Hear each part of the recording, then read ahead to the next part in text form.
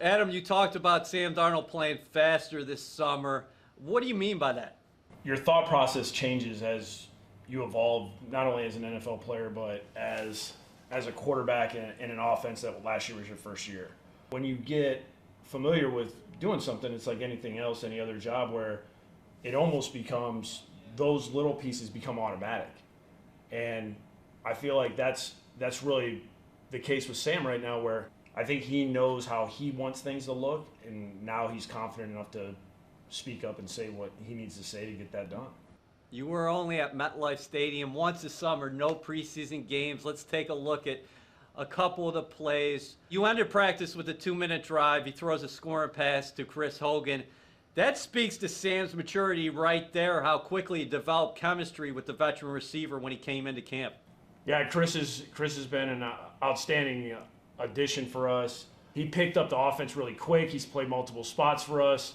And to see these two guys really kind of develop a chemistry has been pretty cool. What are you seeing here from the quarterback's perspective as far as the pressure up the middle and then him sliding out to his right? Well, I know one of the things that he was excited about on this particular play was we had some opportunities last year where we were on the move like this, moving to the right, and we missed a throw low.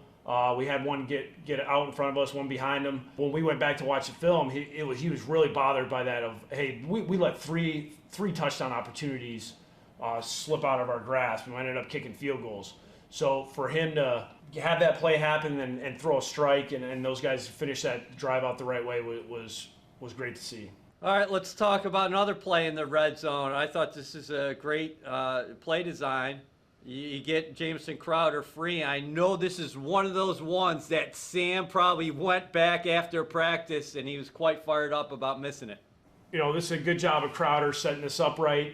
But this is one of those plays where we go back, we look at the little details of what's going on. Hey, what's our alignment look like? How's our footwork? How's our tempo?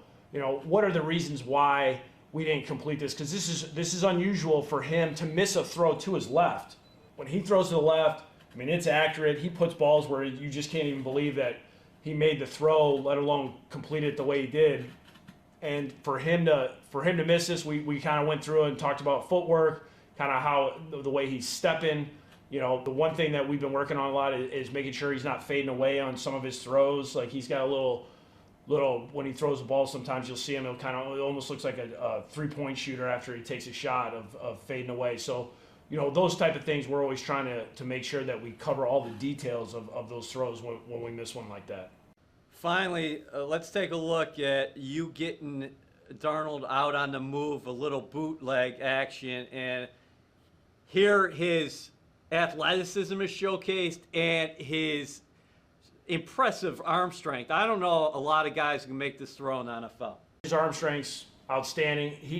It's hard to explain, but it's almost like his upper body and lower body don't have to be in sync all the time for him to make some of these throws, and he still generates a ton of power. Here he's in pretty good shape, but I mean he's not setting his feet or anything. I mean, and he's getting this thing out there pretty in a hurry, and for him to be able to adjust his angle coming out because he felt that what's going on in the edge, and then find Josh and make this throw, it's what you want to see.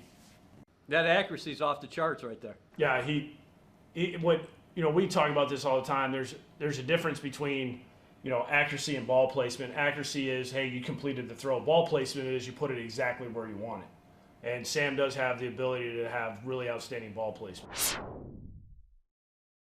Adam, you guys are facing a Buffalo Bills team that has a quarterback entering his third year in Josh Allen.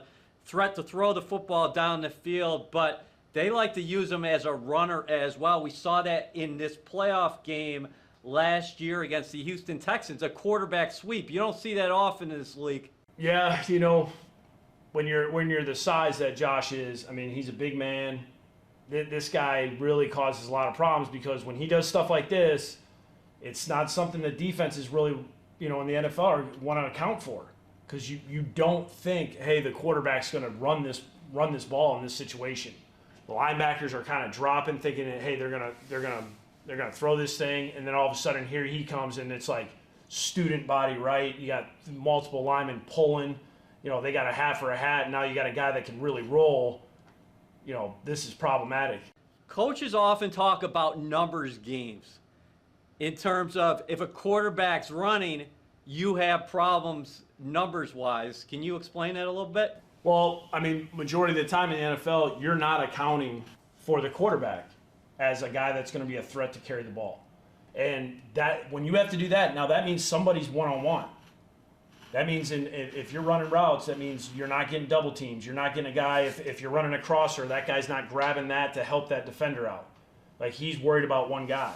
And it's problematic. You're losing a guy. You have to account for the quarterback, so you're losing a guy in your coverages. People talk about Allen's accuracy. He struggled with that his rookie season, got better in year 2. Here's a third down conversion where he steps up and his arm strength is on display. This is kind of leads to our conversation of what we were just talking about. Okay, we got a man-to-man situation here, man-to-man, man-to-man. He's here. These guys are man. Here's the safety. Now, if he decided to run this, now that's a huge issue because nobody's accounting for him. Okay.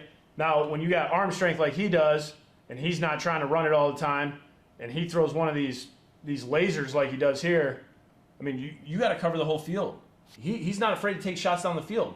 And the further you throw the ball down the field, the lower your completion percentage is going to go. But there's a reason why they have explosive plays. And all of a sudden they hit 3 of those in a game, and it's 21 points, and you're wondering what happened. Well, speaking of explosion plays, how about this one to John Brown? They line him up in the slot. He does a double move on one of the NFL's top corners, maybe arguably the top corner in the National Football League, and Stephon Gilmore. And Allen is on the money. He's got 2 guys just unblocked right in his face. Okay? And this is where Josh has not changed as far as what he was in college. He's not afraid to stand in there, take a hit, make the throw. And playing in this environment this late in the season, the weather's never really ideal. I promise you that you're gonna have some kind of adverse conditions. Obviously, him playing in Buffalo, he has to deal with it. But you can see where that arm strength is. It comes in handy, especially in this situation where he's able to launch a ball like this, hit John Brown in stride and score a touchdown. We talked about Brown. He had over 1,000 yards receiving last year, but the Bills went out in the offseason, got themselves a number 1 receiver, Stephon Diggs. So what are you seeing here? Playoff game against the San Francisco 49ers. He's singled up. Yeah, you can see here that what he does a really good job here of is this is one of those situations where a lot of receivers make the mistake. They push the DB, all right, he falls down, and he does a great job of just kind of slide in front of him, makes the catch, and it was kind of like a weird angle. He kind of had to get his hands here, but to finish this play and then finish in the end zone, it's a phenomenal play by him. So early in the season, I think you got to be prepared for everything. Here, Minnesota last season just tried to get the ball in Diggs' hands, motion him across the line, and then bring him back for end around just to get him in the open field. You're talking about a guy that not only he's fast, he has the ability to change direction. He has good run vision. You can see this. This is a lot of receivers.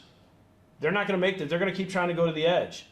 And this is a good job of he finds that hole. Now he makes his defender miss, makes another guy miss a tackle, and knows when to get vertical. And this is rare ability.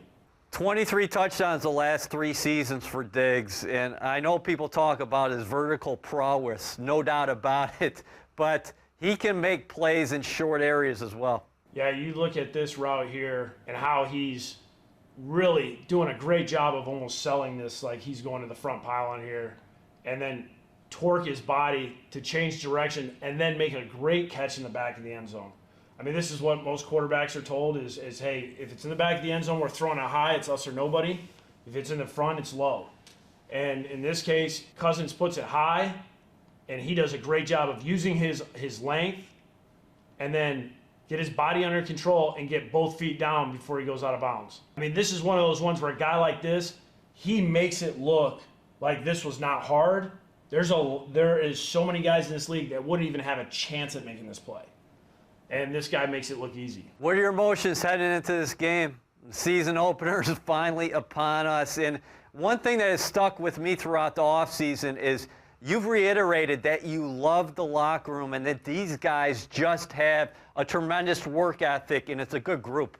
Yeah, I mean, these guys make it fun to come to work every day. I love the way that we go out to practice. It's weird. You're trying to get in your head that this is going to be, a regular season game. We didn't play any preseason game. We just practiced against each other. And, I mean, it's going to be a 0 to 100 real fast, and it's going to be about, us doing a good job of executing what we've been working on all week. And, we just got to do a great job as far as taking care of the football, eliminating explosive plays, and at the end of the day, we got to score one more point than they do.